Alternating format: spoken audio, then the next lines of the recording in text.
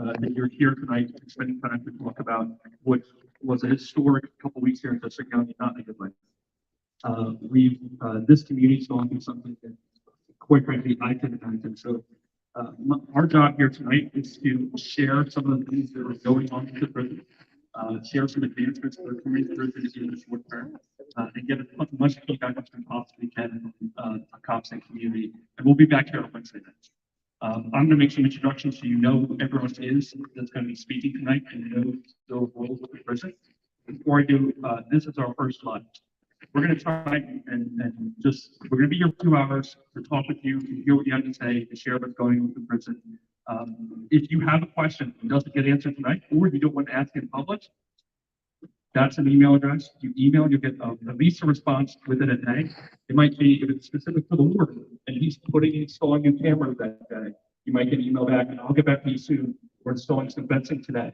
But if you need a question answered, you can't get it out tonight. That's a good email address for us, and you can count on getting a response. Does that make sense? That's why it's the first slide. Most important slide. I want to recognize your Wisconsin County supervisors tonight. Elaine DeMont, Chris Elaine, Ricky Stumba, and Raven McKay. Just stand for 1 second because I know people want to know who the supervisors are. These folks have been on top of this from the start when this prison escape was announced. They were in the township building, meeting with the warden, getting questions answered, figuring out protocol one, and all those things. That's what you know. They put in a lot of work to make this happen tonight, including sharing 60 questions that the cops and community submitted, so that in Howard and Bill and our comments, hopefully a lot of those questions are being answered. You're going to be proactive in finding out what you wanted to hear, so we can make it this time valuable for you. There are 4 other people you're going to hear from tonight, including myself. I didn't introduce myself. My name is Josh Maxwell. I'm on the Board of Commissioners here in Chester County. I am currently Vice Chair of the Board of Commissioners. There are 3 folks on the Board of Commissioners. In Chester County, traditionally, going back quite some time, the Vice Chair of the Board of Commissioners is Chair of the prison. The prison board is 7 members, includes the 3 commissioners, the district attorney, the sheriff, the controller. And that's the 7-member folks of the prison board, just so you know how that's governed. You're going to hear from Mary Moskowitz. She is chair of the Board of Commissioners. You're going to hear from Michelle Kittlein. She's the 3rd commissioner in Chester County. Behind them is Bill Masterschmidt. He is the director of emergency services. So he runs the 911 call center and all things support for law enforcement here in Chester County. And he's here tonight. He's going to talk about the reverse 911 and all the different ways people get alerts here. We published some of those shared information. A lot of things here to get. Next to Bill is a gentleman by the name of Howard Collin. He's the acting warden here at the Chester County Prison. He's been on that job for about 3 weeks. His first day was the day before the escape. He can answer any question you have over the last 3 weeks or so. The rest of us are going to do our best to answer for some of the things that were going on at the prison. So, just to summarize, we know this has been an extraordinarily difficult time for you. This has been an unusual experience here in Chester County. We were in the news for all the wrong reasons. This is a safe place to live. People move here, you moved here or stayed here because you expected a safe community. That hasn't happened for the last couple of weeks. We need to earn back your trust to make sure you feel safe in this community and around this prison. And we want to demonstrate that, get the ball rolling on earning your trust by sharing some of the investments, millions of dollars investments that are going to go into the security over the next couple of months. So that's the framing for tonight. Thank you for being here. We'll be back on Wednesday night to answer even more questions. If you don't get a question answered, it's right here. So with that, I'm going to introduce you to the Chair of Board of Commissioners, Mary Moskowitz.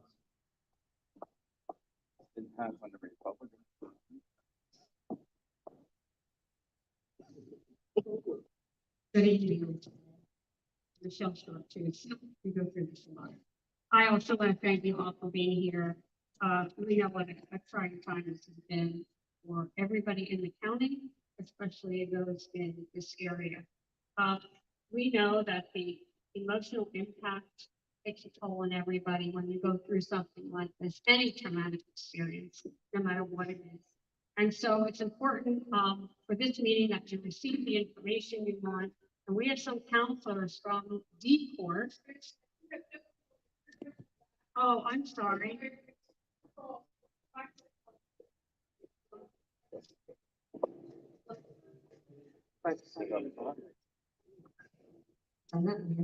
How's that? Is that better? I'm sorry. I'm so sorry.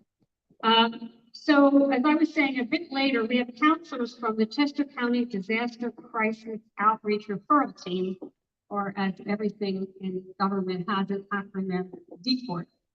And they will say a few words about how an event like this, especially one with a prison escape, affects the community. And they're going to be here to help in any way they can. They will also be on hand to speak to anybody this evening who wants to talk to them at another time to receive further counseling or anything they can do to help. We are committed to providing resources such as these to help you process the events of the past few weeks and to recover.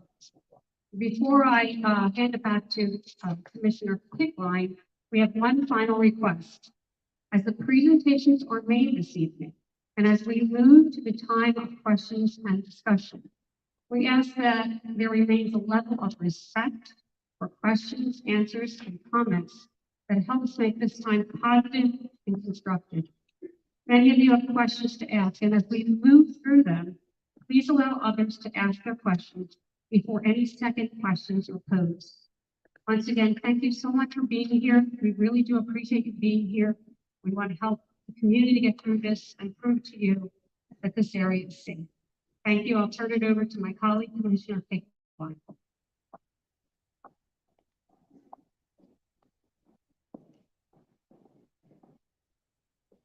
Good evening, everybody. First of all, I just want to say a couple of words. I am so sorry for what this community went through for 13 days. As a lifelong resident of this county, as a commissioner who's served for 9 years, to see and hear of the fear that so many of you had, your children, your parents, it's just unthinkable. You know, I don't live in this area, but I have driven through here so many times. And I've often said to my husband, I would love to move further out in Chester County where it's so beautiful and peaceful. And my gosh, it certainly wasn't that way for 13 days. But the best that we can do is learn from our citizens. That's why you elected us. That's why we're here tonight. We are making improvements, but we need to hear from you and we need to respond to you. Because if we don't correct what's wrong in our community, then we aren't serving you the way you trusted us to do so. So, as Commissioner Maxwell noted, Bill Messersmith will be presenting this evening. This information we should provide to you is very important, and not just in situations like prison escapes, but for any emergency incident. Bill will be explaining specifically how that information gets to you, how often, and how to make sure that you get the information. As Josh also noted, we will not be commenting on the search process, but we do want to thank Lieutenant Colonel Bivens of the Pennsylvania State Police, especially for taking command of the search and providing the important daily updates. Another concern that has been raised by many people during and after the search for Cavalcante was that of the status of illegal immigrants here in Chester County. And again, having served for 9 years, also happening to be a lawyer, I'm actually probably the great person to talk to you about that. Specifically, some are saying that Chester County is a sanctuary county, one that protects undocumented immigrants from deportation or prosecution despite federal law. That is not true, nor has it ever been the case. Any report that may indicate this is incorrect. The authors of the report stating that was posting back as far as 2017 when I was the chair of the board. And they were notified by the county when they first published those erroneous reports. But unfortunately, that misinformation remains on the internet. To clarify, Chester County's prison policy regarding individuals who are committed on an ICE detainer only conforms to the U.S. Constitution, U.S. Supreme Court precedent, and most specifically to the Third Circuit Court of Appeals decision in the case of the Larazza versus Lehigh County. Chester County does nothing to impede or prevent federal law enforcement authorities from performing their job duties. And Chester County maintains a cooperative interaction with ICE officials in these matters. Chester County is not a sanctuary county. So thank you for taking the time to be here tonight. And if at the end of the evening you have additional questions, please contact us directly for answers. And again, as was stated earlier, we do welcome emails at cccommissioners@chesco.org, which can be found on the county's website, chesco.org. So I'm going to turn it back over to Commissioner Mass.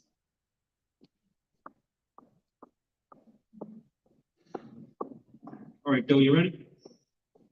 Oh, Howard's first. All right, so I'm going to bring up the active warden here, Howard Collins, and we're going to get the ball rolling on sharing some information.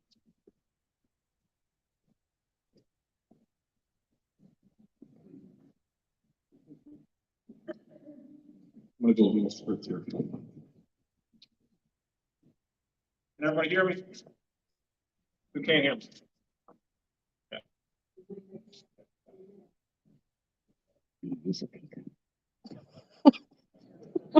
Again, he's a fool himself. Can already tell. Here's the damn mic. Okay, Welcome, everybody. I'm Howard Collins, the acting warden of Chester County Prison. Literally my first day, I'm 10 minutes in, and I get a phone call. Sir, we have escaped. That's something to my core, and then it hit me. This is initiation. This can't be happening.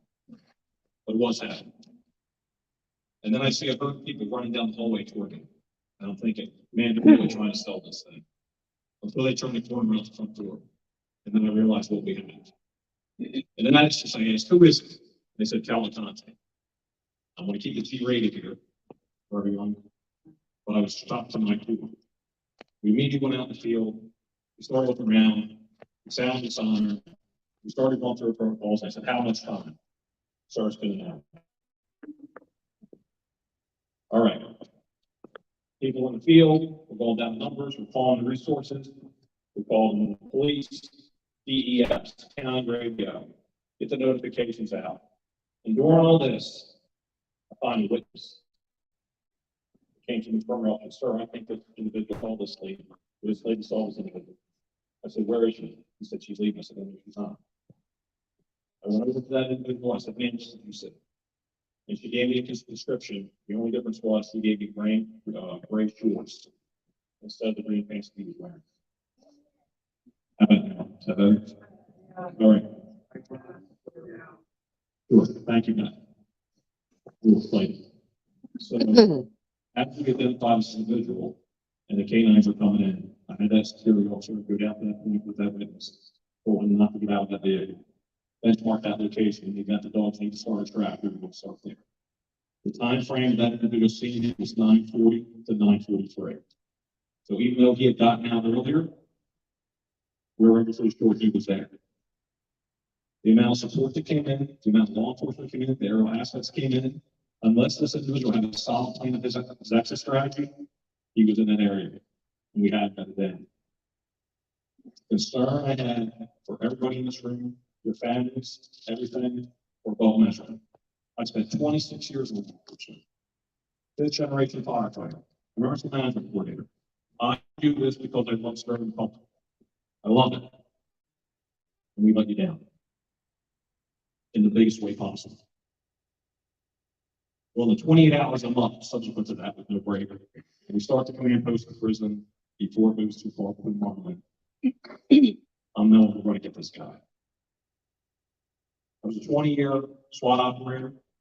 I still wear my insignia. I take it very seriously.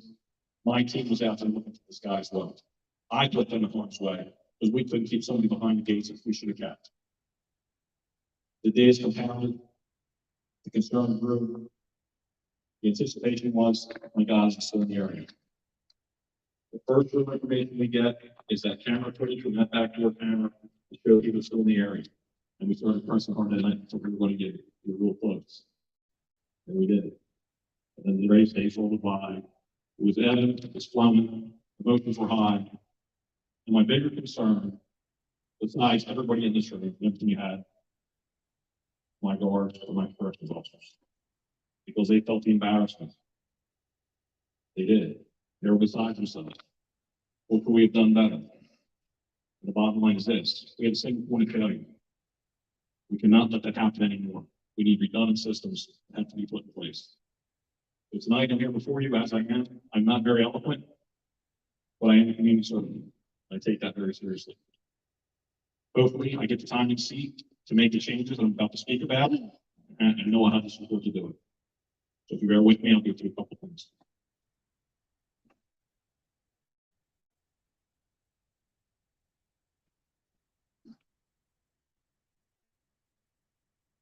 Right after this first paragraph, I'm actually going to show you some video footage, some still shots rather, of how this individual got out, and some changes we made that we thought would have prevented it. The Chester County Prison, in common with other similar facilities that house individuals either awaiting trial or serving sentences, have factors that are industry-wide. Slow down, please. Three that we focused on. Well, they're angry. Security. Good. Technology. Yeah. And operations to be enhanced or created. Many other factors exist outside the ones being discussed. The three factors are necessary as it relates to detection, delay, and response to an escape. Number one, physical plant security. After the escape of inmate Gold, the area of escape was changed with the addition of razor wire to the immediate point of exit onto the roof, which included the steel supporting structures underneath. At the same time, the roof of the prison was found to need additional razor wire to be placed along the entire facility roof line. That project was approved and delayed due to vendor not having access to all the razor wire and mounting components. It is projected that the improvement should begin October 9th of 2023. In addition to the roof razor wire, the county is now in the process of adding enclosures on the top of exercise yards. Brand systems have been contacted for the engineering and designs that is currently in progress. It's not Venus. So what you have here is the added razor wire after the bolt escape. The wire along here, along that supporting structure, where bolt actually climbed along to get onto the roof, has been enclosed. And it's hard to see in this video or this picture, but right here, additional razor wire was added. This razor wire right here had been in place. The bolt was able to go up through this way, climb along this curve here, and get onto the roof line. Again, this was all pre-existing wire. This was added along the roof line after the bolt escaped. And this razor wire was added here. Since the escape of the bolt in Cavalcante, the difference was Cavalcante went through an area that was open right here. And if you can clearly see, fine metal mesh, military grade, correctional grade mesh has been put in that area where he escaped from. This is the outside looking down from the roof line where he accessed. Again, you can see the mounting points into the concrete and down and here. That is all fine mesh that will prohibit either a hand grip or a foot grip to get out. Again, the razor wire here, which was added for both. The razor wire along the curve on the other side. So what you're looking at is yard 6. The other yard right next to it is a mirror image. It's yard 5. And this is the wall that separates both yards. This is coming out of the exterior door of the cell block. When you look straight up, that's the razor wire he got to right there. And again, if you can look right back here, there's the addition of that fine metal mesh. Again, opposite side, same thing that existed on this side, our security points so they can't access the roof.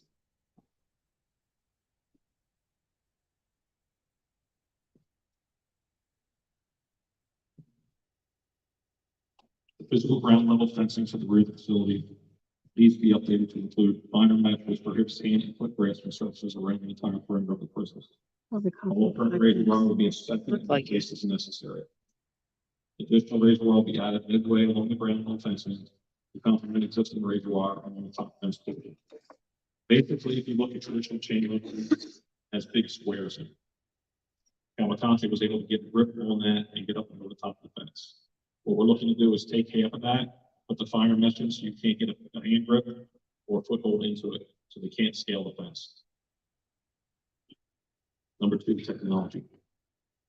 The current security camera capability will be enhanced with additional 50 to 75 cameras around the facility. This should feed into a dedicated room. Currently, what we have is a camera feed into what we call central control. But there are so many things going on in central control, answering phones, watching movement, popping doors, that we don't have a dedicated person to actually watch what's going on in the doors of the camera. By chance, every movement in that prison, including escorts, are monitored through cameras in that facility. So everybody's watching. So is this better? Okay. So we're looking to do that in a room with that individual to do 24 hours a day, 7 days a week. We will have dedicated personnel into that room that observes the cameras. Also, these cameras will automatically focus on motion and will give a visual and audible alarm for designated areas, such as the roof and perimeter fence into the camera room. So basically, the cameras we're looking to install, as soon as it detects motions, without human intervention, it's going to automatically focus and send an alarm to what that is. So if someone were to get onto the roof or be in an unauthorized area, we would see an immediate notification go into the camera room. So we have notification of something is going on that's unauthorized. Sounds like a ring.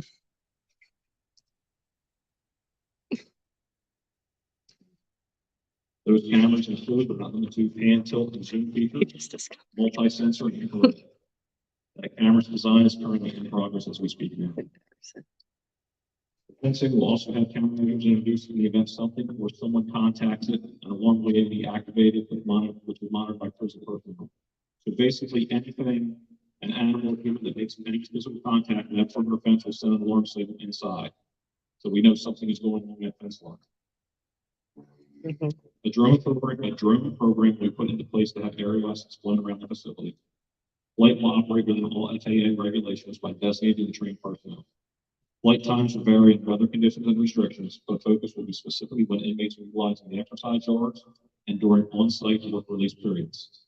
We anticipate that project to start in November of 2023. We plan to seek out to have options to have inmates wear GPS tracking devices that are tamper resistant. This is currently underway at the Chester County Correctional Center and may be carried over to the prison. I met with that vendor 2 weeks ago to update what we're doing for work release people.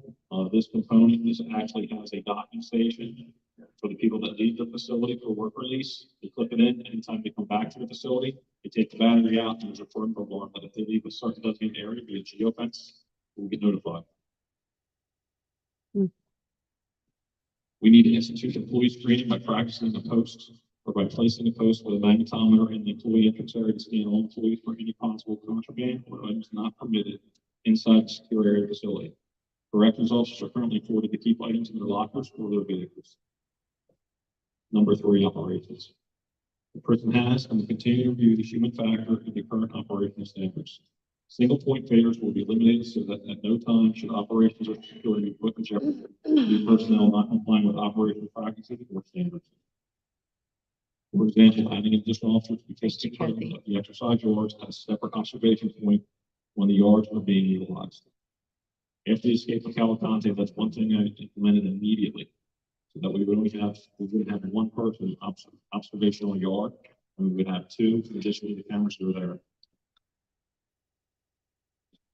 The implementation of the K9 program will bolster the current capabilities in the area of deterrence, detection, and apprehension. I really believe if we had assets of K9s are readily available at the time that we found out that witness indicated where he was, we could have been on that track a lot sooner and brought him to justice faster. Seek accreditation from the ACA, which is the American Correctional Association, NIJO, National Super Jail Operations, or a similar group, to verify the policy and procedures that are currently accepted and are considered the best business practice and standard, and through them are necessary. The standard is mandated to stay current and maintain compliance with all PA DOC guidelines. January of 2024, when we'll start that process.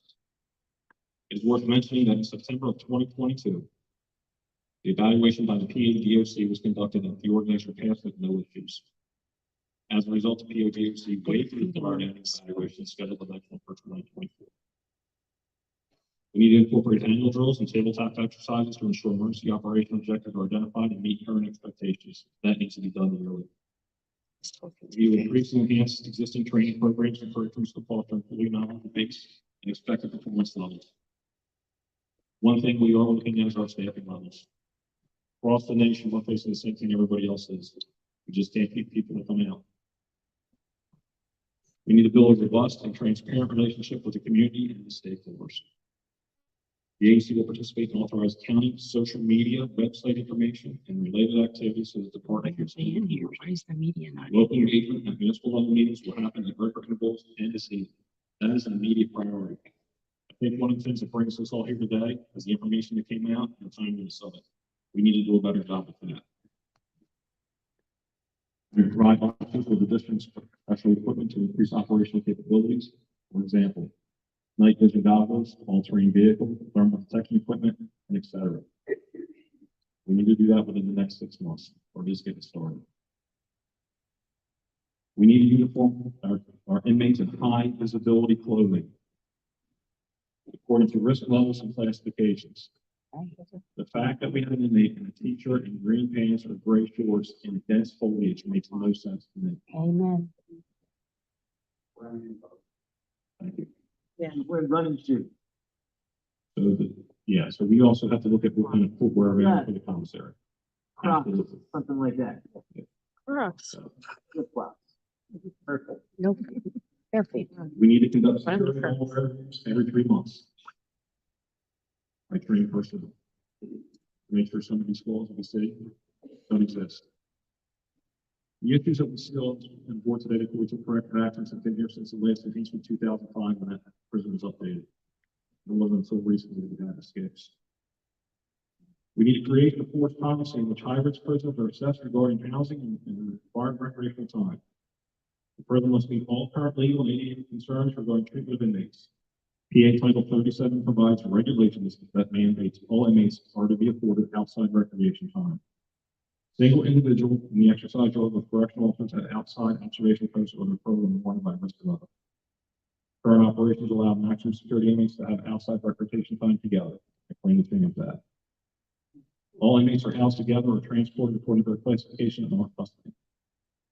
Special arrangements can be made with the sheriff's office based on risk assessment for court transports. Most inmates are currently held for 30 days after conviction for the appeal process to take place. Once the 30 days has elapsed, the inmate is transferred to the state prison system. Exception to be transferred prior to 30 days can be made if sentencing is a result of a plea agreement.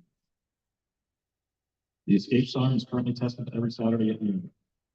During the search for Cavalcante, the siren test was suspended due to the nature of the search activities.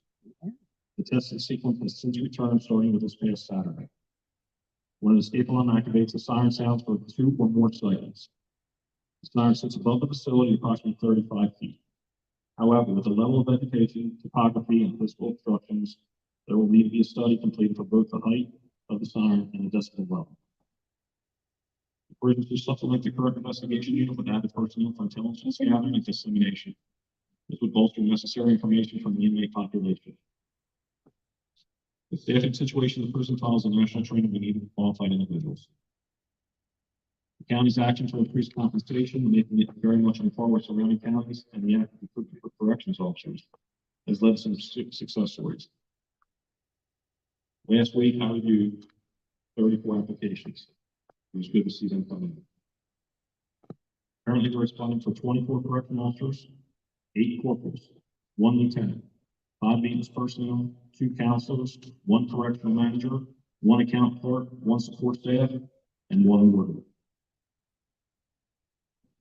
In the last 20 years, and likely longer, there have been no escapes in Chester County Prison until the bull escape from work release in 2018.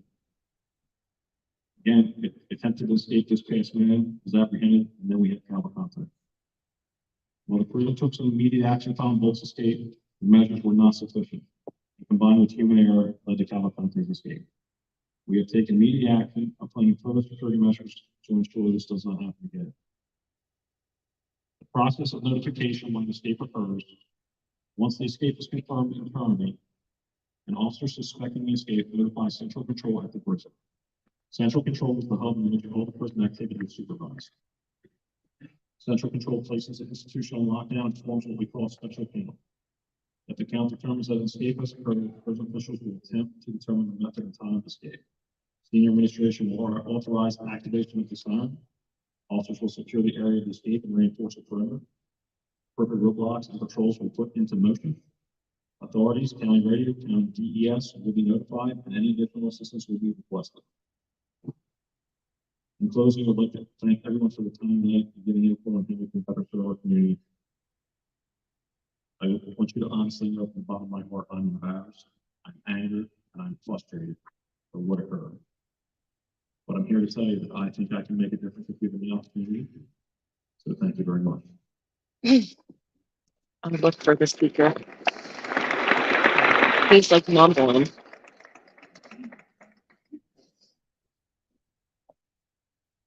Thank you, Howard. Phil, you're on your way up. And thank you, everyone, for being so patient and attentive. Your just commitment to this, very much appreciated.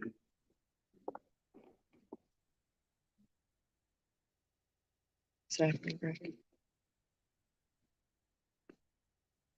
Good evening, everyone. Can you hear me okay?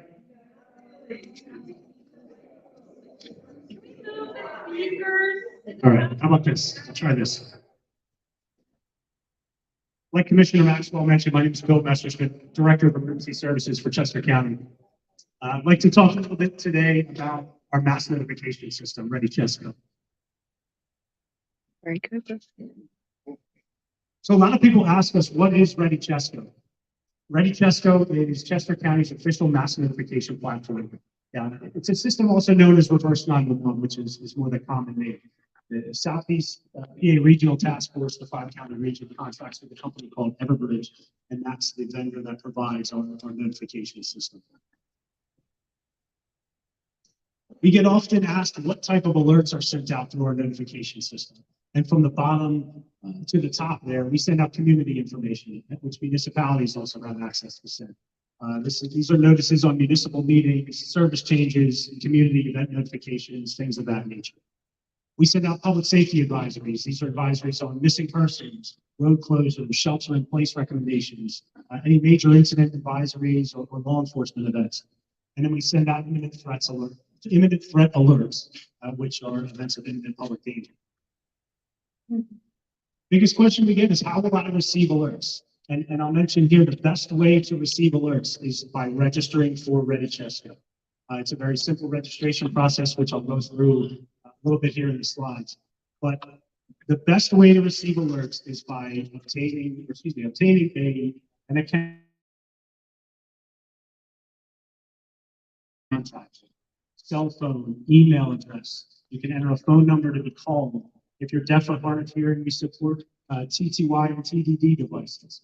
Again, this is the most effective and efficient way to receive notifications. There is a lot of misconception out there that we automatically have your information, and unfortunately, that's simply not true. There is no national database that we can hit that gathers all of your cell phones. So we really rely on the community to register for our platform. We have Resident Connect data, and that's publicly available cell phone information obtained by our system vendor. It is not all encompassing. It's similar to white and yellow page data, but it includes cell phones. And then lastly, we take advantage of the integrated public alert and warning system for wireless emergency alerts. These are the alerts like we receive, like an Amber Alert style. It's a system through the federal government that we're able to hit through our Everbridge notification system. Just a graphic depicting what types of alerts and what modalities or what contact paths we generally hit when we're sending messages. So if you register for Ready Chesco, you can see that you'll receive community information, public safety advisories, and imminent threat alerts. Our Resident Connect data, again, this is obtained by our system vendor, which is publicly available information. And we use that for public safety advisories and imminent threat alerts. And then ICAL is the FEMA's integrated public alert and warning system we use for imminent threat alerts. The integrated public alert and warning system or wireless emergency alerts is the only system that we can use to notify you based on your dynamic location. When you register for Ready Chesco, we ask for your home location, we ask for a work location, or any other locations that you frequent. And we can notify you based on what location or address you put into the system when you register. We do not have the ability on a day-to-day basis to alert you based on where you are at that exact moment. So where you are in this room right now, we do not have the ability to hit cell phones and things like that unless we leverage the integrated public alert and warning system. Registering for Ready Chesco is extremely easy. It's a quick and easy sign up. It must include at least one location so we can alert you geographically. We recommend residents enter their work locations, maybe their parents or friends' address. So if they happen to be at those locations, you can receive notifications there as well. You must enter at least one contact. How do you want to be contacted? We can text you, we can call you, we can email you. There's a very easy to use app. And again, we support services, TDY and TDD devices for deaf and hard of hearing. Subscription information that you can sign up for allows you to register for community information and what's happening in your community. I'll say that various municipalities send information on services, maybe public works or trash pickups or community events. That's all information that you can subscribe to when you register for Ready Chesco. I will mention too that participation is up to the individual municipality. So while we include subscriptions for every municipality, it's up to that individual township, borough, or city whether they send messages out and what that content is that's generated at the local level. And even if no subscription is selected, Chester County can still alert you based on your location and the contact information that you provide. We also ask for additional information on access or functional needs. Again, if you're deaf or hard of hearing or have a mobility issue, you're on oxygen and things like that. That's information we collect here, so during times of disaster, we're able to target messaging specifically to that population. Who sends alerts? Chester County Department of Emergency Services routinely generates public safety advisories and imminent threat alerts at the recommendation or at the direction of first responders. Chester County Department of Emergency Services does not generate those alerts without the direction of the authority having jurisdiction. We received a lot of comments saying that our messages started coming up as spam. We learned of this during the event.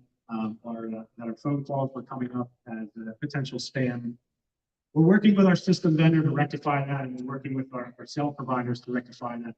But in the meantime, we really recommend that you enter this Ready Chesco Center information as a contact in your phone. Just type it in as Ready Chesco. So if you do receive a call from us, a text from us, or an email from us, you know where it's coming from. Additionally, like I mentioned, municipalities may also send community information out, and participation is at the discretion of the individual municipality. So some questions that we often receive: why didn't I receive an alert? The biggest thing is folks sometimes aren't registered for Ready Chesco. If you are not familiar, if you're not able to use the internet, we have folks here today to help you get registered. That doesn't require any email address or a browser at home. But again, don't assume that we already have your contact information. If you've not logged into your account recently, our folks can help you with that, or you can use the online prompts when you go to readychesco.org and log in. Maybe your contact information or your location isn't up to date. So we often send targeted geographic messages to specific areas. And I'll show you some examples of messages that we sent for the event over the last 13 days. Well, we often target specific areas for messages such as this event. Your location may not fall within the listed area of interest. We received a lot of comments and feedback that folks in the far northern part of the county did not receive an event notification or an emergency alert. And that's because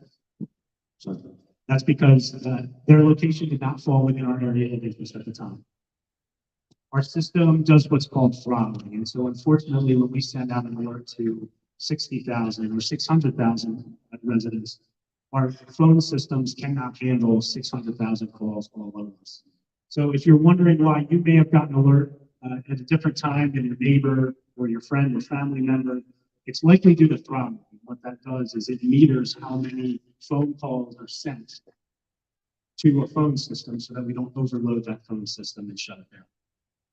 And lastly, people don't receive alerts because they may have not realized that they previously unsubscribed from us. It's an easy resubscribe if you go to readychester.org. We understand that in today's digital age, there's probably 100 usernames and passwords that you have to remember. I hope everybody takes out their phone right now and at the very least text Ready Chesco to 888-777. If you do not have the time to create an account, if you do not want to create a full-blown Ready Chesco account, a simple way to register for emergency alerts, it's just text alerts, but a simple way to register for text alerts is by texting Ready Chesco, one word, to 888-777. When you text that, you'll get an automatic reply, and it will also ask for your zip code. If you enter your zip code, you'll be enrolled for non-emergency community information for your specific, for that specific area. This is just one example of one of the notifications that we sent, and I apologize for the road names exactly created here, but one of the notifications that we sent to the Waterline Drive neighborhood. And what we do when we send an alert, there's a lot that goes into crafting these messages. We take into consideration the incident at the time, the information we have, what we're looking to tell the public, what we want to tell the public to do, how we're going to send that message. You know, are we going to leverage community information? Are we going to hit our publicly available sources? We look at saturation of data on this map, and we determine how many folks are we messaging, how much data do we have in our system, and do we need to escalate to another emergency alert map.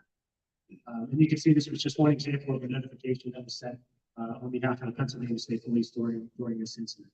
Again, this is one example of a very targeted geographic alert. This was sent to the Waterline Drive neighborhood. I forget exactly the date that this was sent on, but it was sent to Waterline Drive and the community just immediately below and immediately above. And again, it's based on the current situation at the time, what we're looking to tell the public, what we're looking to tell the public to do, and who was in that community. This was along with Gardens message. We sent a 3-mile notification to a 3-mile radius surrounding Longwood Gardens, and this messaging included both English and Spanish. Again, we look at what is the incident at the time, what are the factors of our emergency incident, what we're looking to tell the public, what we're looking for them to do, and then we make the determination on how we send that polygon, whether it's a circle around a radius. Obviously, it would be very hard for us to, and very time consuming, to draw road deliveries in our system in a 3-mile radius like that. So that's often why we use just a 3-mile radius circle.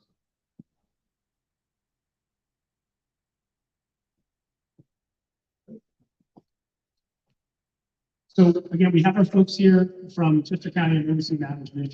If you have any questions regarding your account, if you need help signing in, anything like that, you're welcome to see Nick and Jason to my right or left at the table there. We have computers available to you if you have not signed up for Chester before. They're happy to walk you through the process and troubleshoot any account issues that you have.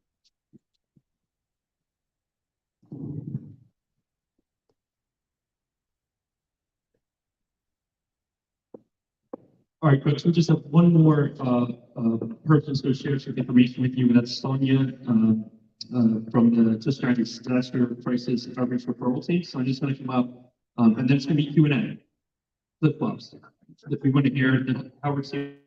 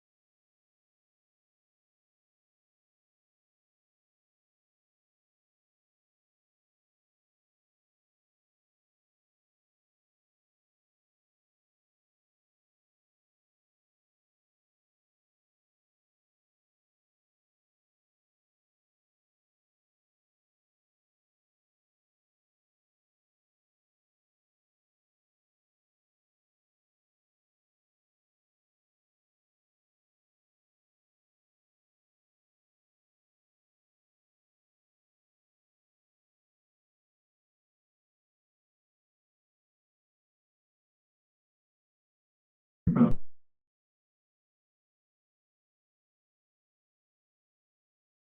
Stretch to you. Are you okay to come up or?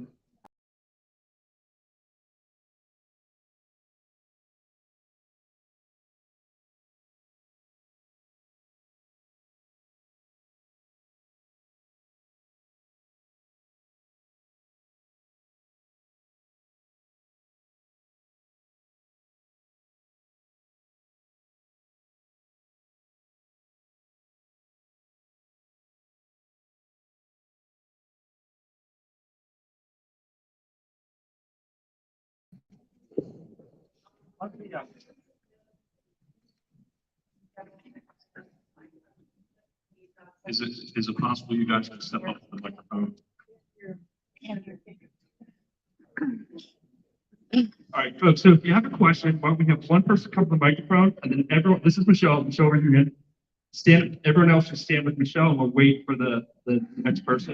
And Michelle will be the guide. as people go. I'm not gonna show the residents' faces. All right, so there's a few on this side. You guys just stare down.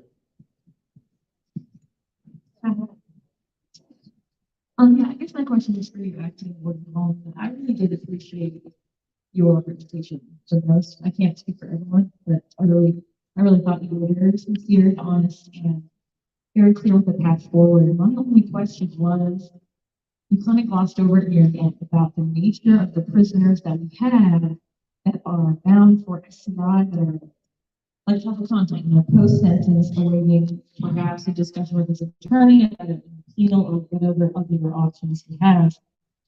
Why is this kind of prison so close to our community housing dangerous, maximum security, high risk people in the first place? And will it change? So I don't necessarily have the authority to make that change, but certainly, given the circumstances, we can look to see how we can expedite that or currently change how it's being handled. The way it currently sits right now, they do sit there for their appeal process for 30 days. Unless there's a plea agreement, we can out earlier. You can have them in like Yes. colored So clothing or anything. currently, as I stated before, they have a 30-day appeal process in which we hold them unless there is a plea agreement with them out. But I certainly think we can look at and see if there is a possibility to get those individuals out of our institution. How? Who has the authority?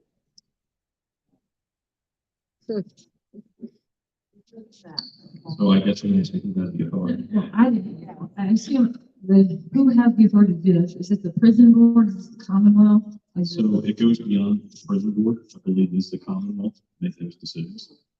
like the legislature, or are you talking about the courts? The legislature. The legislature.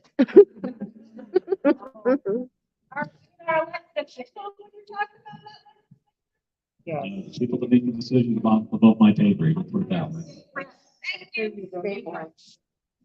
Why was the previous escape not reported to the media, and why was the siren not cited?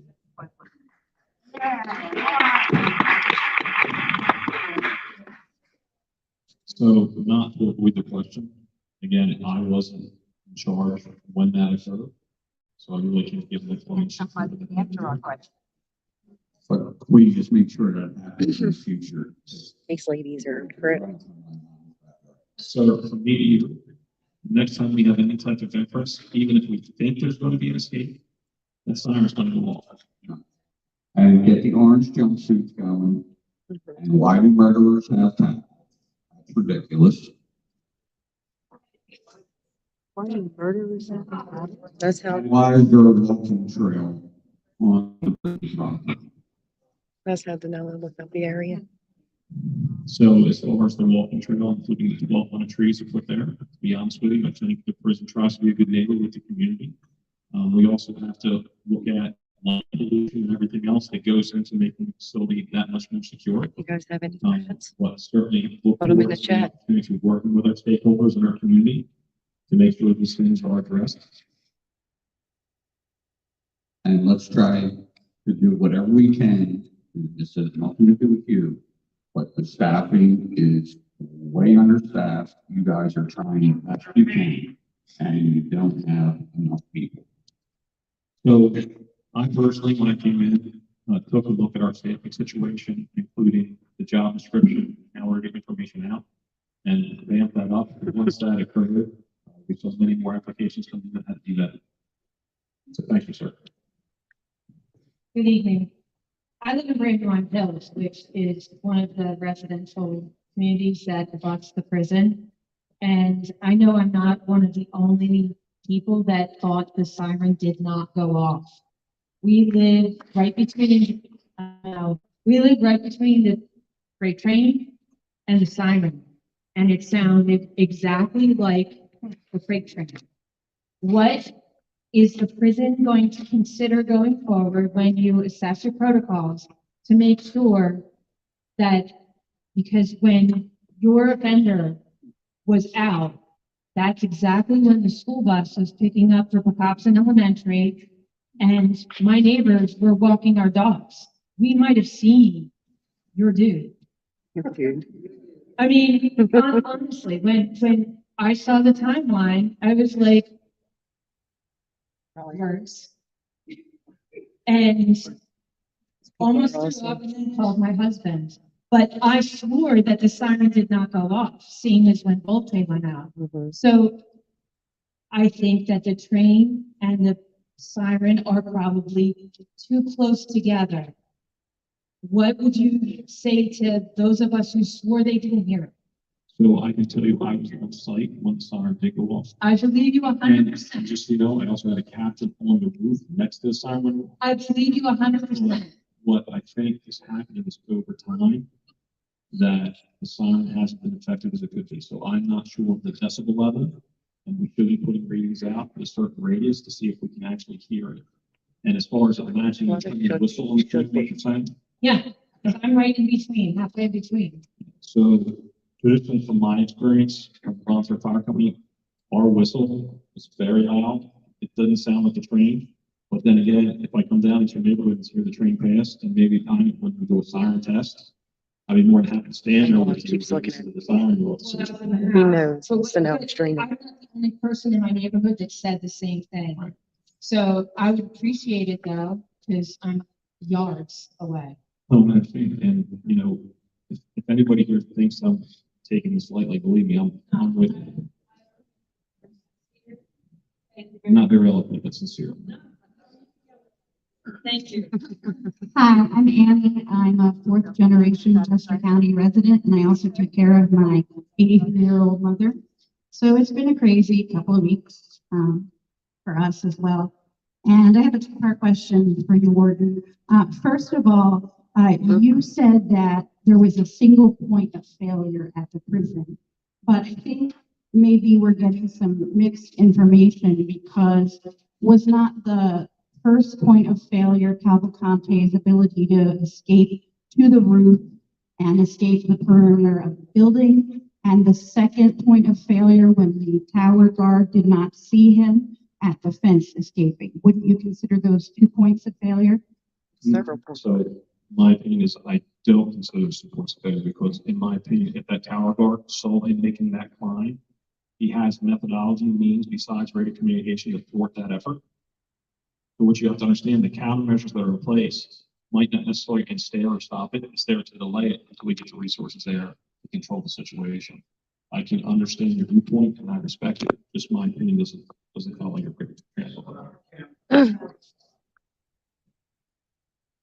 Okay, my second part of the question is, you alluded to it in your speech. It was asked again, but I think given the seriousness of the event, we're really sick of speaking in vagaries. Can you tell us, in terms of percentage or number, at the time of Cavalcante's escape, how the prison was understaffed? 30%, 40 staff and officers?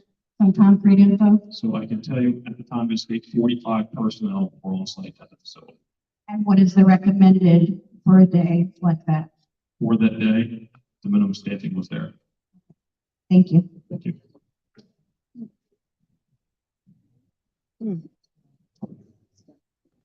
I received a text message. Okay, sorry. It's brutal, trust me. I received a text message, several hours after the escape, which I appreciated. I was working in Delaware. I shortly thereafter learned about the May escape. I did not receive a text message related to that. Was there, or were there text messages related to that escape in May? Mr. Bolt, I guess that's his name. there were not. There were not. I, my points are twofold. I was robbed here in this township, and it took me about 3 years to be able to sleep here again. It was terrible.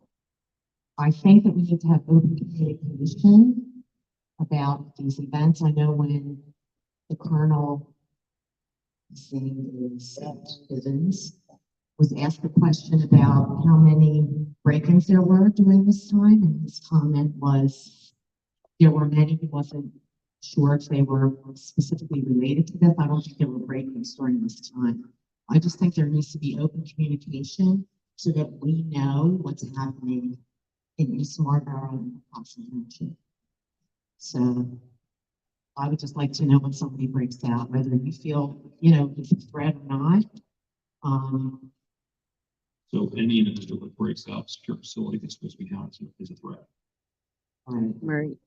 And around this time when this happened, although we didn't get the notification for a few hours, I was walking in my car and there were several papers.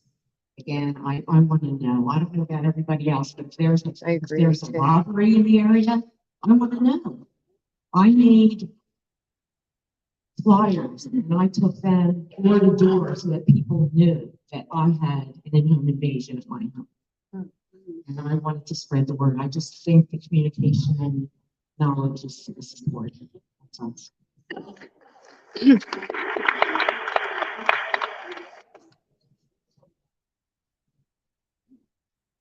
So you talked about the security that you've added to the jail since then, since Cavalcante escaped. The mesh wire, isn't that something that can be cut through? So if you're going to cut through with traditional bolt cutters, the mesh is so fine that you're going to have a problem getting the teeth in. And more than likely, if someone gets bolt cutters in the mine facility, there's a bigger issue there. I'm not trying to make light of the No, I situation. know, agree. Because every piece of equipment, from every screwdriver to every nail to everything is on what we call a shadow board. So there's actually an outline of the item. So when the men come in, the management come in to move the item, at the end of that, everything has to be back on the board. Okay, because we just know that prison infections and all that kind of stuff. So my question, I guess, is how is that going to stop them from getting through the mesh? Because the way the mesh is, it's not like we can climb the mesh to get to a point. They would actually have to get through the mesh to the facility. And the way it is right now with the additional personnel we have, so now we have someone in the tower, we have another person in the ground because they watching those yards. As soon as they try to make that climb, like Mr. Bowl or Mr. Cavalcante did, we can take immediate action on that. Moreover, the long-term plan is to fully encapsulate those yards across the top, so people can't get out. And when will that happen? So, the contract has been signed for them to come out and do the engineering study. Once that's completed, then they can start just waiting on materials. So I would anticipate somewhere around October, they come out, do the study, maybe January, get everything going. And you're going to allow prisoners in the yard during that time, So- prior to that time? So with the addition of that mesh netting and the fact that we have an additional correctional officer out in the yard, they have our operation time. And last question, the officer had a cell phone. Why is that allowed? That's not permitted. And if you, So this was a real cluster, in other words. so, yeah, I walked into a mess. I'm not blaming No, you, it's your first day. Listen, that's, This was a real cluster. I mean, the But- fact that they're not allowed to have cell phones, yet you did. so, You got out the exact same way another prisoner did. couple points there. One, we need to change the way we screen our police in. And the Bolt escape was not exactly the same as the Cavalcante escape. They're similar in fact that yards 5 and 6 are next to each other. But when you saw Cavalcante do like the Spider-Man situation, both didn't go out that way.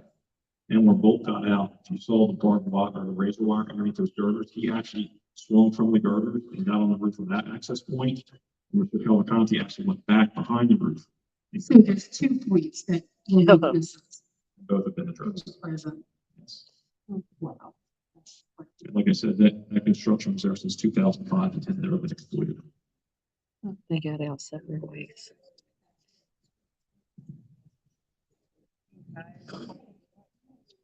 So I have a question. There was a report that you're short 50 guards. Is that true? So the fact is that we can run a full complement of 50 guards, but currently aren't funded at this time. As we bring the graduate staffing up, those missing positions will be reviewed to be refunded. Funded. Okay, when you say funded, is that the county or the state? That's the county. And where commissioners are right here, that's the intent, right? So how short, I'm gonna ask this question differently. What's your total staffing level supposed to be? And what is your staffing level now? Counts. So 301, 240. You're short almost 100. That's 60. You're short 60 people. So at those staffing levels, when does it become dangerous to operate a prison? Yeah. 60% staffing. And they're next If you were- to if you were running a swimming pool and your lifeguards were staffed at 60%, you would have a high liability level operating that swimming pool. Why would you run a prison on 60% staffing level? So with the percentage of staffing we have right now, there's mandatory work, there's overtime available for those people that work double shifts. But as far as bringing the other numbers in, like I just explained, hold on a second. I just went through 34 more applications to get those numbers up. So in times that the numbers are lower than they can be adequate, that's when we shut down yards and don't let people outside. So if you're running guards on overtime, then they maybe doze off in the tower. Oh, there's a guy climbing across the roof, right? It's a possibility. Anything. So if you're pushing people heavy on overtime because you're staffed at 60%, it seems to me it's a dangerous condition. So the county needs to think seriously about whether this prison should, from this day forward, accept high-risk inmates.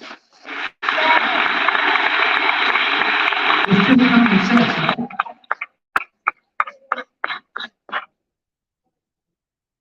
No answer? So I'll answer it this way.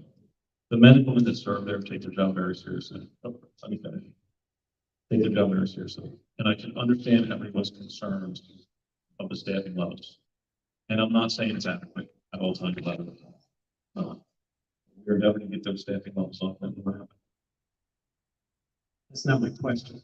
My question was, should this prison have inmates, high-risk inmates, at a 60% staffing level?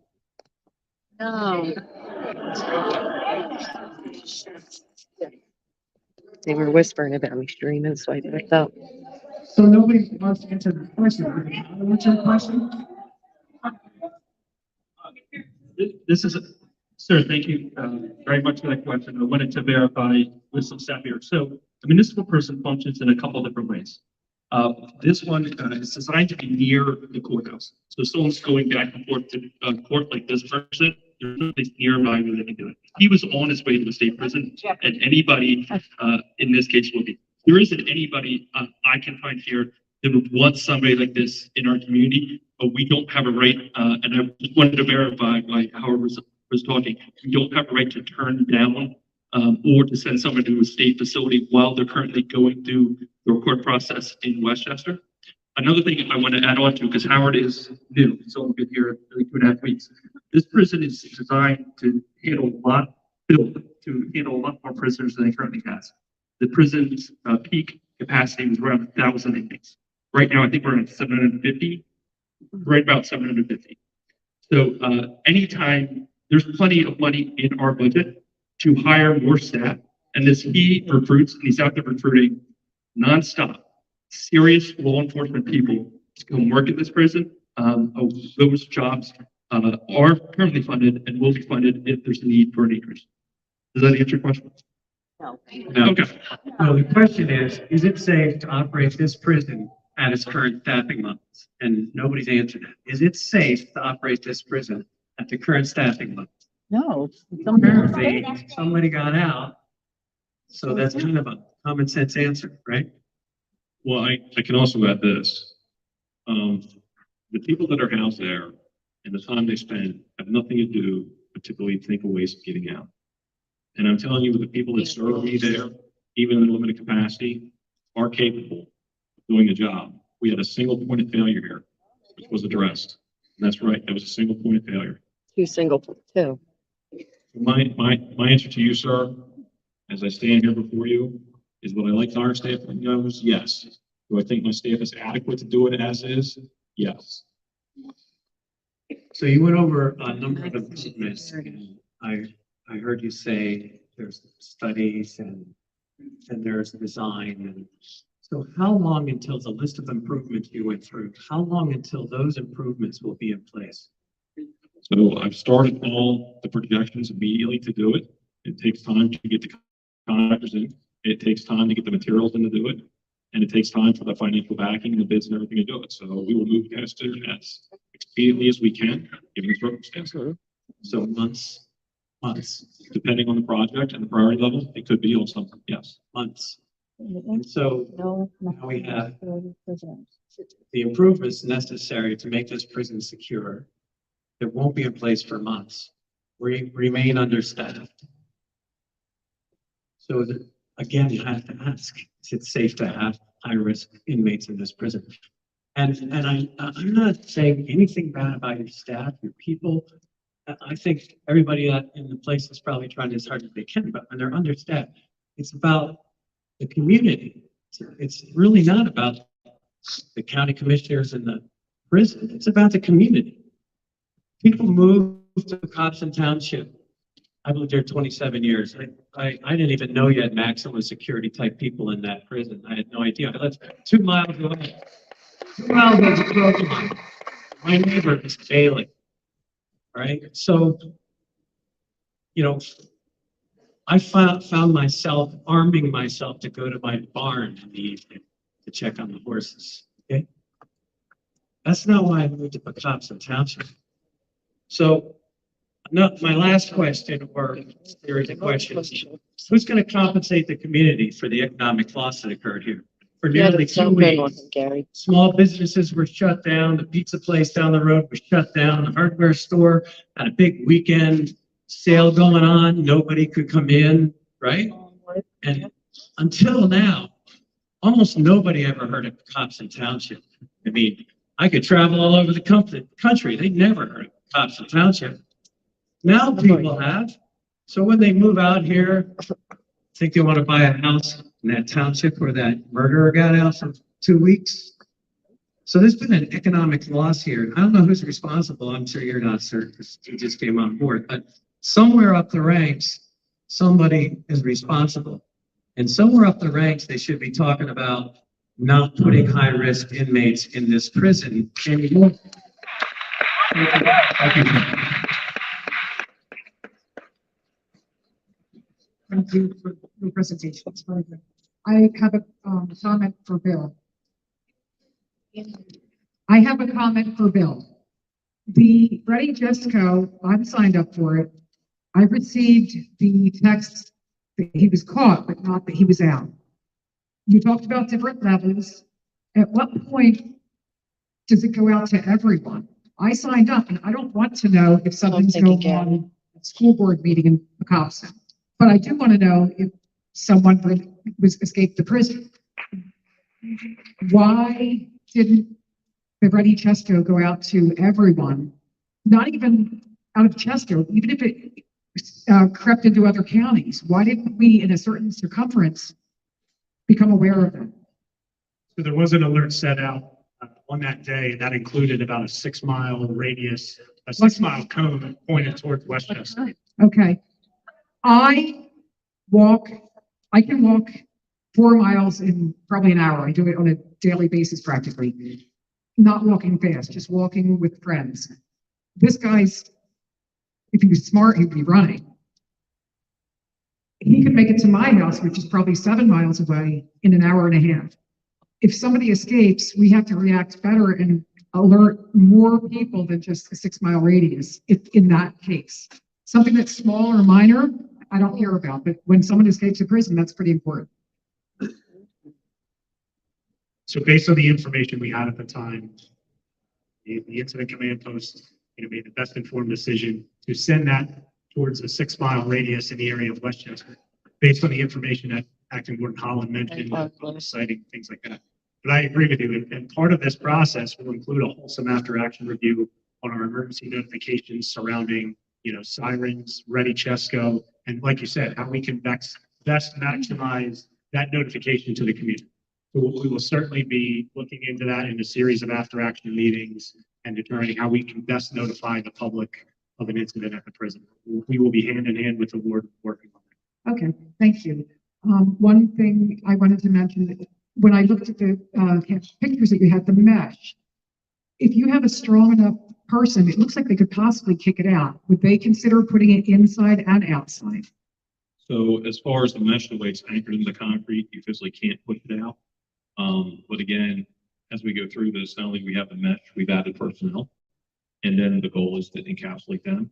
So the concern with that mesh is a security type mesh, and way secure, there's no way to push it out from. Okay. It just looks like, I mean, not that the average person could, but you could have a super strong person and they could kick it out possibly. And I just thought maybe You want me to ask that, anyone? to put it inside, that way you're just reinforcing it twice. Right. So, and the other thing that we really didn't mention, which has no bearing on the situation, but Mr. Cavalcante's stature and his physical ability enabled him to go through some countermeasures that a normal person wouldn't. I'm not underplaying that at all. I'm saying we had to take that into account with the fire style mesh, so we understand what occurred there. Thank you. He has superhuman powers. Hi, He's the so only my one that's question and right. concern is about the communication, and the level, the promptness. So it was said that it was known that he escaped at 9:40, well, you were aware, 9:43. I got a ready Chesco alert at 12:08. I live 1 mile from here. So why is it 2.5 hours that he's out? And I don't know, he could be walking through the stream that runs behind my property or in my shed. That's my number one thing. Absolutely. I'll say that the message was set, crafted based on compiled information that was received once Pennsylvania State Police, Department of Emergency Services, and the prison staff were on scene. It was sent out as expediently as possible, based on information that was obtained at the time. So again, as I mentioned before, we are looking to improve that process 100%. We're looking to send more expedient notifications, even if that means, an alert without a solid description or direction of travel, but simply to notify the public that there was an escape. So we will absolutely be working on.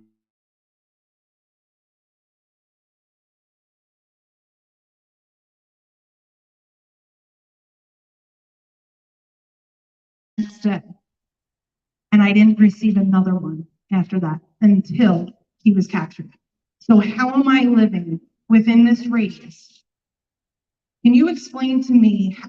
I'm not understanding. Is it the perimeter that people were getting notifications, or is it a certain mile radius outside of that perimeter? Also, are you taking into account that there are a number of waterways, the tracks, so many ways for this person to go in and out of these areas? We did. So in the command post, and again, these messages, as I mentioned before, were sent on behalf of the Pennsylvania State Police. So all of the messaging that was crafted was crafted and approved by the Pennsylvania State Police. The messaging shifted as the incident unfolded in certain areas, which is why it shifted from the Water Glen neighborhood. There was an emergency notification to the community surrounding Longwood and extended into Kennett. So the reason you may not have received a notification after the initial Water Glen Drive message, or the initial, escape notification was, because your home may not have been in the direct, impact area of the community. There's always a buffer sent, It all, what's the buffer? But I guess that's my question. What's the buffer? Because I know everybody in the perimeter was getting that. What is the buffer? There's no set buffer. Again, it's based on these messages. Wasn't even in the perimeter. In consultation with the Pennsylvania State Police of where he was believed to be at the time, and there is a large buffer placed on that area to notify that community. I 100% disagree with that. I would really urge you, along with the state police, to please consider increasing the radius of where that communication goes, because we also know that for a day, we thought he was in Longwood property and he was making his way somewhere else. So he very well could have passed my house on Lenape Road, and I have no idea, because I think that he's still within that perimeter and I'm no longer getting alerts. This is my concern. Please make the communication in a much broader area, because the searches are happening all over and I'm not technically within that boundary and not getting alerts.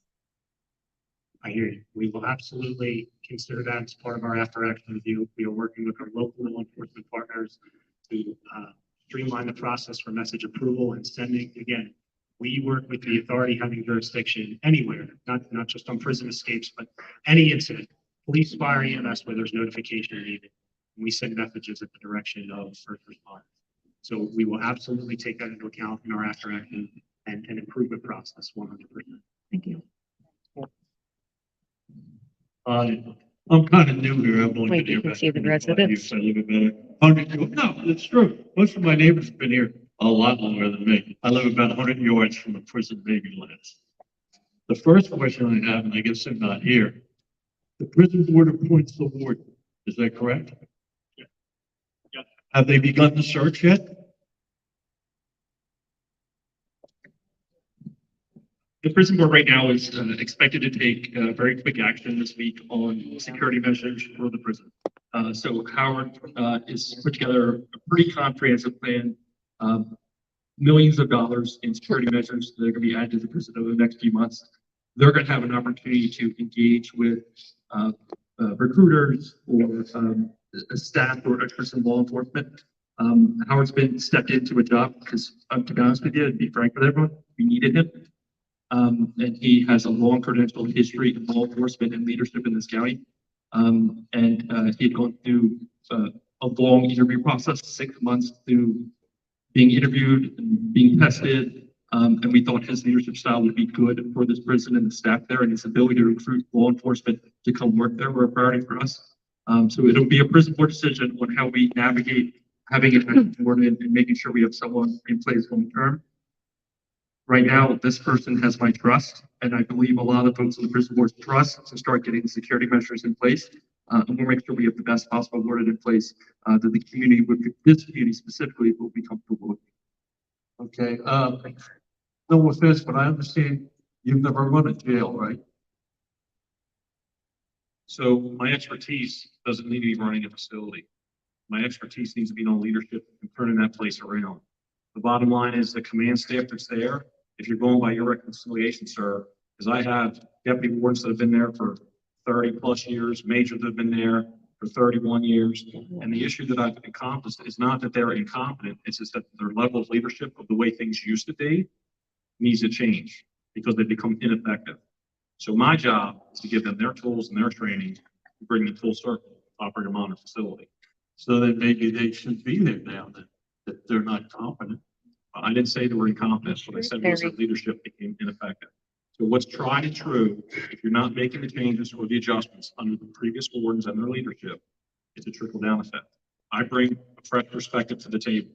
I'm committed to the job. If it's going to be offered to me, I certainly would accept it.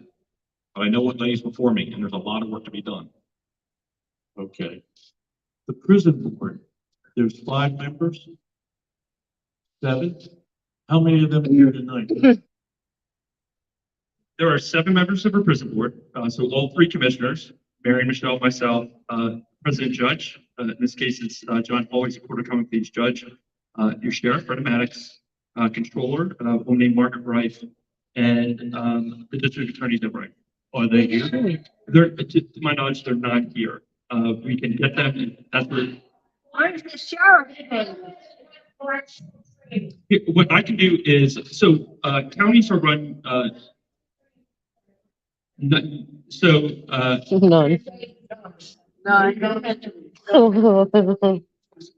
yeah, so in Pennsylvania, every county is set up the same way, except for 2. Lehigh and Delaware County have home rule charters. So Montgomery County, Berks County, Chester County, Bucks County are all organized by statute of the Commonwealth of Pennsylvania. So in each county, the prison board is the exact same 7 people, and they are charged with hiring a warden, voting on policies and things like investments into the prison. But you have no prison experience. I can promise you, I do not have prison experience, and I'm not trying to convince you that I do. I would argue that some of those folks have a background in law enforcement and have been prosecutors, several been prosecutors or police officers. I'll let them speak for themselves. If it's a request the community here, we can try and get them here Wednesday night. I know there are other meetings we're having about it. This is not the end of the discussion with those folks or with us. So we can certainly include that if that's somebody you folks want to hear from. So two of them aren't here because they're running for judge? I don't know. I'm not. If you media lies, I know that. Okay, I accept that. But they claim that the sheriff was out having a fundraiser during this period. I don't think anyone here can comment on that. I don't know what folks are doing tonight or different, but I appreciate what you're trying to say. And I appreciate the comment here about do you want elected officials with varying backgrounds? I get it. So I hear your comment. I appreciate it. I'll share that with the prison board. We are going to meet on Wednesday on some of the investments that the warden is asking for, and I'll share that feedback with them. Okay. When I moved here 25 years ago, of course, I knew the prison was over the hill. So I went and talked to the supervisor of the township at the time, who I believe most of them were dead. But anyhow, they told me shoplifters, DUIs, and small thieves were housed at that prison, and nobody else was, because it was a county prison. So, Yep. Has that changed? no, so what's typical for municipal prison like Chester County is sentences are usually not longer than 2 years. So a lot of the folks, and Howard will correct me here because he knows this stuff, but a lot of it's Years longer than DUIs, drug offenses, and that's what I thought. Yeah, it is unusual, I think, to have someone with the capability of this person in a municipal prison for as long as he was. Who's responsible for that? Yeah, so the Commonwealth of Pennsylvania requires municipal prison. The Commonwealth of Pennsylvania requires us to house those folks during their trials. His trial would have ended about the week before, and the state had 30 days to take him to a safe facility.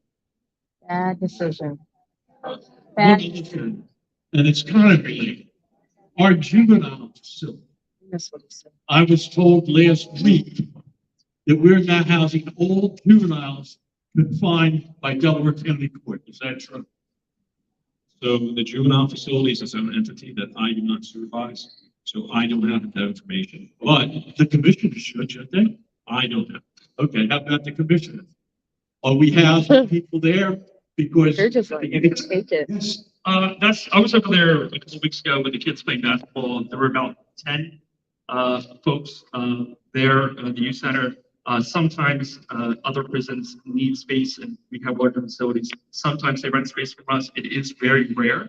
And oftentimes, all the time, there are nonviolent people.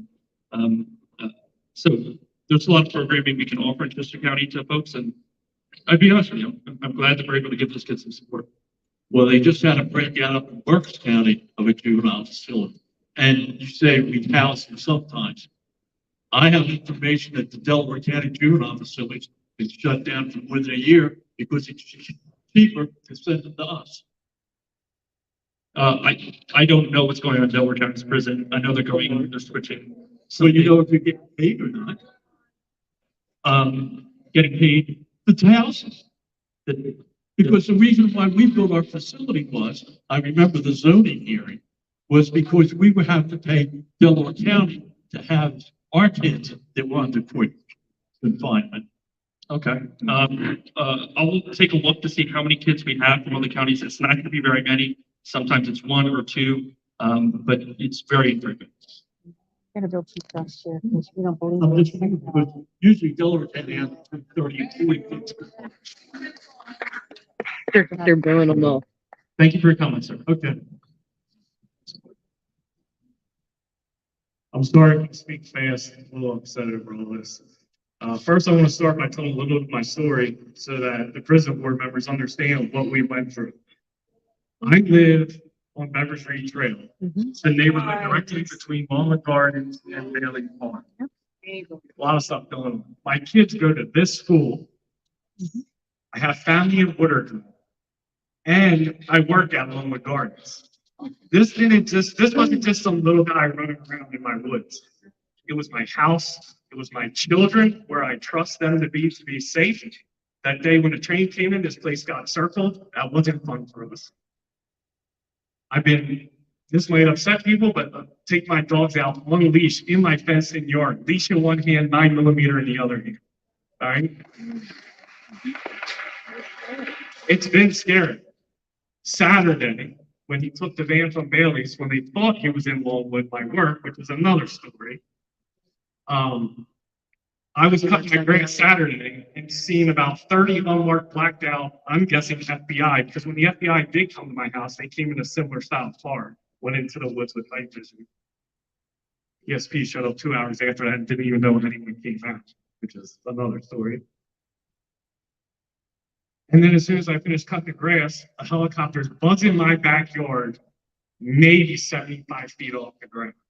You guys didn't have that here. I don't know where you live. I shouldn't assume that, but I don't think you had that at your house. No. All right. My kids can't sleep. My wife couldn't sleep. I couldn't sleep. I was pacing my woods during daylight all week for 11, 12 days, just listening to see if somebody was walking to my woods. He's looking right at Every single night, I was in my master bathroom with the window open, the screen taken out so I could see better out my window, with my 9mm sitting right next to me, listening to the woods all night long. And the days blur together. I don't remember if it was Thursday night or Friday night when they thought he was on Folly Hill, which is the road directly through the woods. I saw a flashlight in my woods. I've lived there 8 years, never seen a single flashlight in my woods. This is the kind of stuff we're going through. It's terrifying. If you live right here, you know that. Yep. I have 2 questions for the board.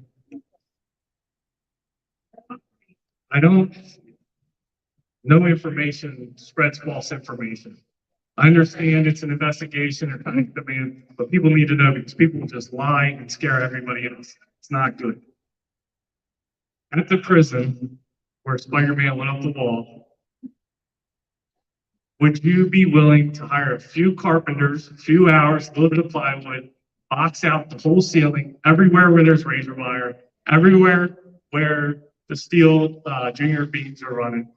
Would you box that whole ceiling out with plywood? So one, if they get through the plywood, they may get to your stuff. But I don't know anyone who can shimmy across a plywood roof. So we could certainly look at that countermeasure being added to that. Our maintenance people there did take a look at putting some type of sheathing underneath of that. The easier and quicker and more secure fix for us at that time was to put that mesh wire up there. But certainly, if this thing is protracted for these roofs, you know, we are not just sitting here going, hey, you know, we made this minor improvement. We're good. We know we're not good. We need to know, we know we need to take a deeper dive on any way someone can leave that facility, because this cannot happen again. So certainly, sir, I will go back and again, to check the feasibility of closing that, whether it's wood, whether it's corrugated metal, whatever it is, so they can't get up and physically get out of that location. All right, my next question, why don't you have the dogs you need? Yoda.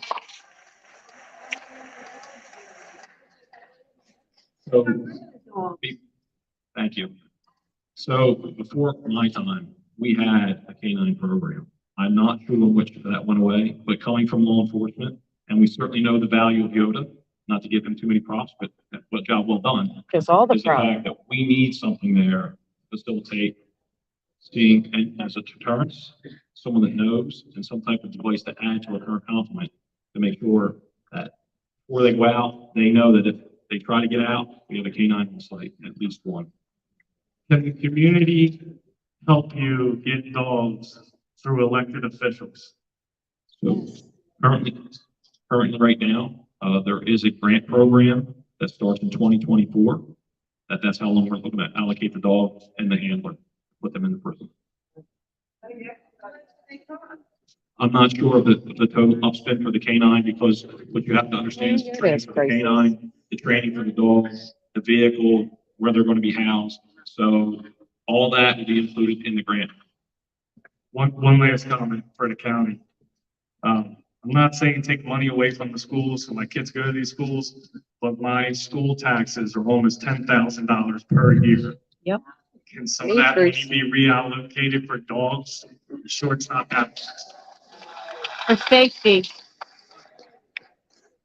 Thank you for sharing your experience. The county has been saving money in case of an emergency. Howard has the opportunity to tap into American Rescue Plan funds, which every municipality got. It won't affect his improvements, won't affect our general fund or any school budgets, which we don't fund. And we're going to have the opportunity to vote on all the things he's talking about: canine, the fencing over all 8 yards, the 75 new cameras, the new lighting, the new fence that's detectable here in the next couple of weeks and couple of months. But I don't even think funding is a barrier to anything he's talking about. You got it.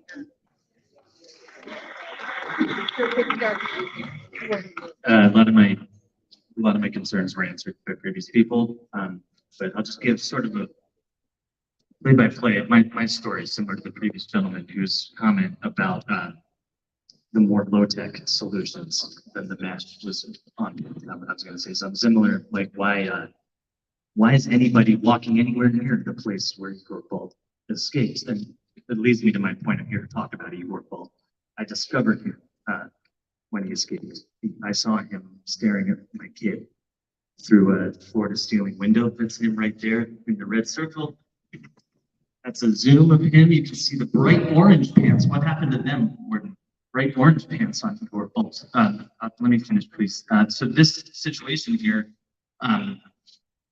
just as it happened in real time, my wife came to me in the back of the house where I'm nursing our 6-month-old, and is like, honey, I really think there's an escaped convict in our backyard. We had no reason to assume so. There was no alarm or a text message or anything to corroborate such a thing. How could this be?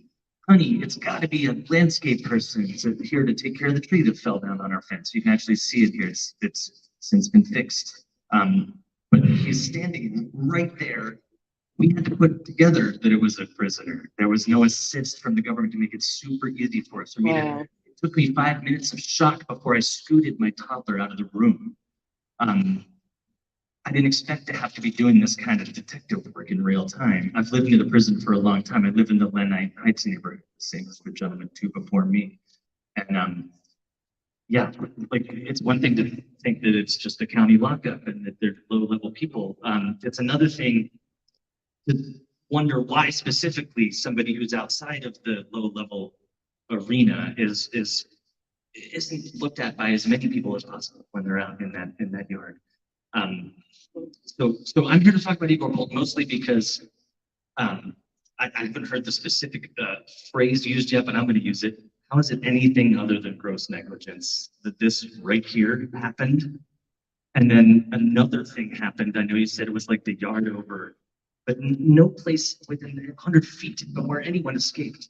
That should be a crime scene. It should be cobweb, mothballed. I mean, no one anywhere near it. And if it means like, you know, a temporary, like some kind of super secure temporary yard is set up while they're super fixing that area, so be it. My wife and I were disgusted during the press conference when we heard you guys say that you put barbed wire up where this guy escaped. Barbed wire. Yeah, like concertina wire, razor wire, lots of fancy names for it. It's barbed wire. Like it's good to keep the cattle and stuff out. Like this, he was very clever. I know the human element is a nice sound bite that's been thrown around a lot. He said, didn't anticipate. Hey, him Paul, doing I was that. there too. What about this guy? This guy is a human that did it before. So, you guys have been trying your hardest. There's a lot of people up here that are just venting. That's why we're here. It's nothing about saying this type of thing is moving forward and is coming up with new ideas. But I just wanted to just give you like this guy walked through my backyard. My kid looked at him and waved at him like she does the guy on the lawnmower. That's gonna haunt me forever. Like my wife can't get up to go in the middle if it's dark. She can't like walk down the hall to the fridge. These are the sorts of things that like we're gonna have to sort out with therapy with the nice folks back there and all kinds of things like that. But it's gross negligence. It didn't need to happen. Like, you know, if you would have sorted out Igor Bull, we wouldn't be here. Thank you.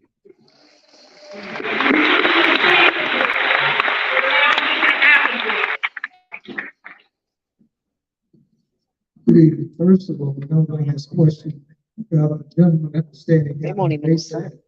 What's his name? Was he spying for Spider-Man? So an investigation was done by the county detectives and state police that had no indication that he was spying for him. What was going on out of view from the camera was actually a basketball game. So I'm not gonna sit here and say he definitely wasn't, but there was no investigation that anything concrete that said that he was. So while they were If there's a photo there in their was notes. a basketball net there, and they were actually involved in that athletic activity. So you could have been watching the court or you could have been watching the correctional officer in the tower. I was telling the lawyer last week, you know, technology is good, but there's nothing better than having endured certain things. 57 years ago, I was 120 pounds. And I was looking at Calvin, what's the name of the man, that statue, man. And I was telling him, I said, you know, 5 feet is about the height of a deer. I said, he could be on the side of that deer and blend in with the terrain. I said, he could also be in a tree. I said, I know because I lived in the jungle. I learned everything that I never knew, but I never forgot. But see what they do, everything now is technology, rather than talk to people who have experienced these things. Get help more than always thinking that technology is going to help. And it does, don't get me wrong, but there are things that I would know or someone else would know that lived in the jungles, even those are different types of rain, but because of his stature and coming from that type of terrain, he might would have been able to have gotten sooner. And another thing, is there a difference in the police training and the guard training? Is there a difference between police training and correctional officer training? Yes. There are some differences, but there are some similarities, such as firearms training, use of force training, OC training. Every police department that I know has to have a secure facility inside to house people before they take them out to the prison. So there are similarities. But as far as the mass movements, getting people to chapel, to church, watching them in the yard, there are some distinct differences. Yeah, and I mean, why aren't they set up where they can get the different trainings? So part of my plan, committed to do so, is to increase their training, to get them out to that level of law enforcement training, especially the leadership side of training, right? So right now, when you have corporals and sergeants and lieutenants, each area that you progress onto needs a different level of training, correct? And one of the deficiencies I see is that once you get your stripes as a non-commissioned officer, as you work way up, they really don't differentiate that in training. On the law enforcement side, we certainly have that aspect. And that's one thing to do. Now, Judge, when you all put up feelers over, let's say, wards, how big of an area do feelers go out? Is it just countywide, statewide, nationwide? The county board director and So that'd be more than 40 departments in the county of Chester, more than 2,000 employees. So each director, we go through a national recruiter. An employee at that level will go through 6 months of interviews and testing and background checks and personality tests. And that's what both these folks went through. Are there any citizens on any of these, selections or interviews? Right now, it's an HR director, professional HR director, who was HR director in Lancaster before she came over to us earlier this year that handles that process. Because everything is, like either whoever picks whoever, how do we know that they're not friends? So I think that there should be some citizens on all of these, selections. I think that's really good feedback for us. I think this person, these folks, Howard specifically, wants to get in front of the public in the cops and earn folks' trust. We, Mary Michelle, myself, want to be here and earn your trust. It's going to take days, it's going to take weeks, and it's going to take years. And anybody that's going to be the warden of this prison needs to know Pocahontas Township and the community here and be responsive to the needs and what people want from a warden. Leaders are born, they're not trained. You can go to Harvard, come out, school become solid, and major in leadership. That do not make you a leader. Now, old people, I'm used to that term, people want to look at people like me as old, chronologically accepted. However, we can detect more, a lot of times from your facial expressions than you all could ever get on some computerized, I'm retired federal government. And I know how they do these things. You've been around, we've known each other 15 years, maybe 20, and your feedback is really important. Thank you.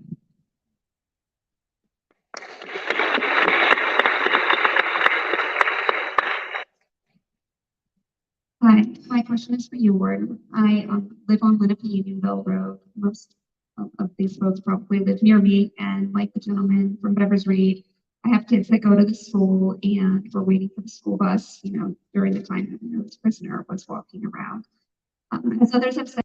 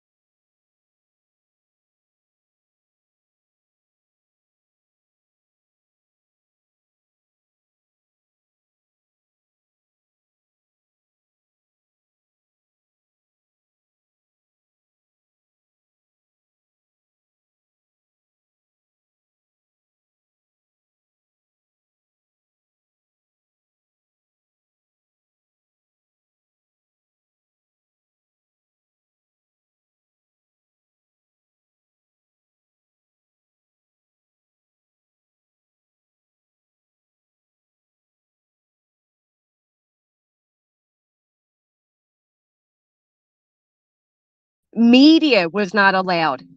Filming and cameras are absolutely allowed. Media is not allowed. I'm not media. I have every right as a local resident to go inside this building and film it right now. It's not some secret services. It's not some undercover thing. And I walked out before people told their emotional stories and signed up for counseling.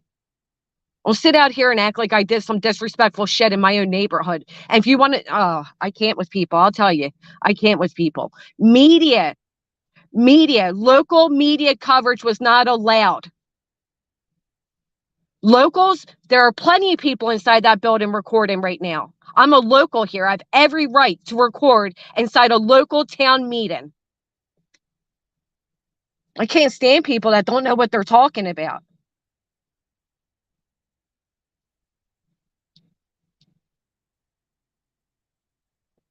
Unbelievable. Anyway, yeah, that's pretty crazy, huh?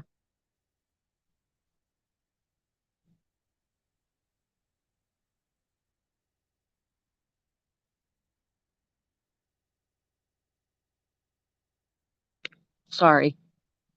JLR did. But that's not true.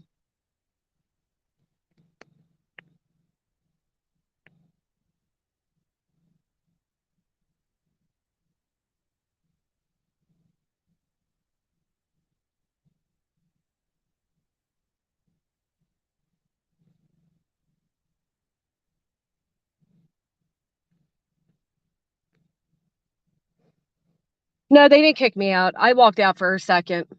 I needed to come outside. I think they're going to start talking about people that want or need counseling and everything. So at that part, I would never record. That's people's personal emotions. I'm not going to invade that for, live stream. Yeah, apparently he wrote a comment saying cameras weren't allowed, but that's not true. They absolutely were. Residents were allowed. They did not want media inside there recording. Not the only resident that was in there recording. But of course, then people start their little stupid rumors, and it is sad, Terry. It's been a lot. It's been a lot for, a lot of people. So a lot of emotions going on inside that room.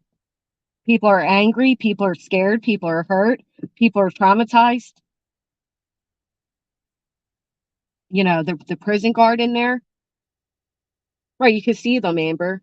The prison guards working in there, you can tell he's scared, he's new, he feels defeated. No, only one guy mentioned the juvies. Right, Edwin, that's what I'm saying. I have a right as a local resident to record, and the media should be allowed in there, and media is not. But residents are allowed to record. They did not at any. I was sitting front row recording. You're allowed to record it. Yeah, Teresa.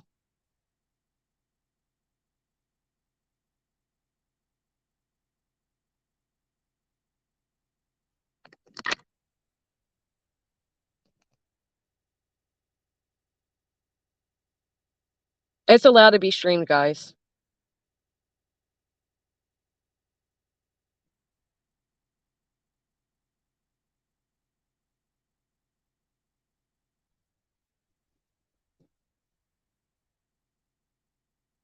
So what did you guys think of it? Some of you are local. How did you guys feel about it? Hey, Divine Timon. Paul, thank you for sharing your experience living in the neighborhood, man. It's crazy. A lot of locals I met before I went in there, they were going in angry. Yeah, come in. They were going in angry. They were, rightfully so. I am 13 miles from where he was captured and I was scared. Then last night with the 9 getting out, that was only 3 miles. Just scary world we live in. Absolutely.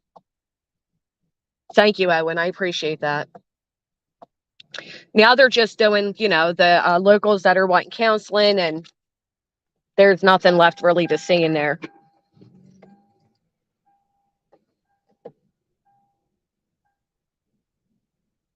Well, Amber, what it was they didn't want locals, they didn't want to have to be afraid of the media, and they wanted to be able to share openly how they feel without, their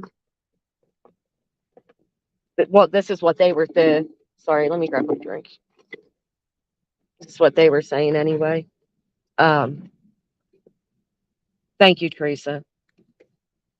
Yeah, I'm not gonna, it's emotional, Copa. It's emotional, to be honest.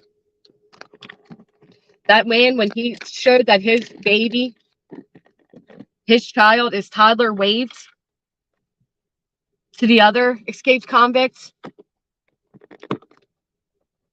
And he said he was sitting there feeding his baby and realized there was an escaped prisoner in his backyard. And then when he walked past me, shoved that photo.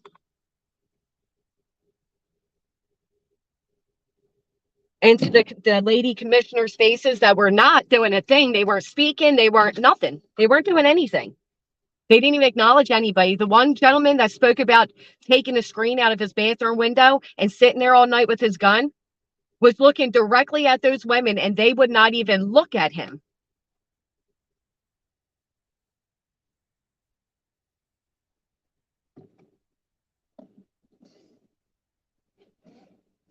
Did he pass something out? No, he handed the photos.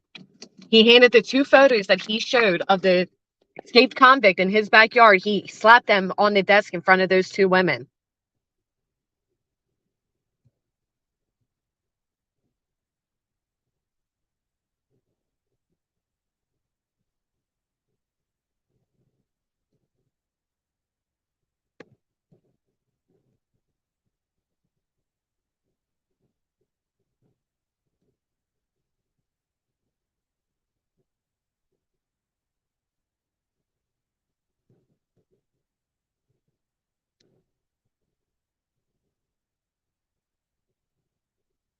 Mm-mm-mm.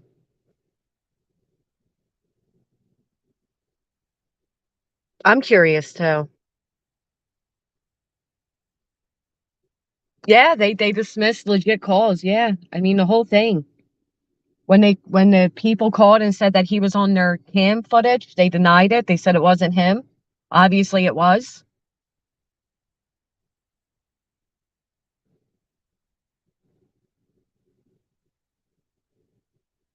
Yeah, I'm okay.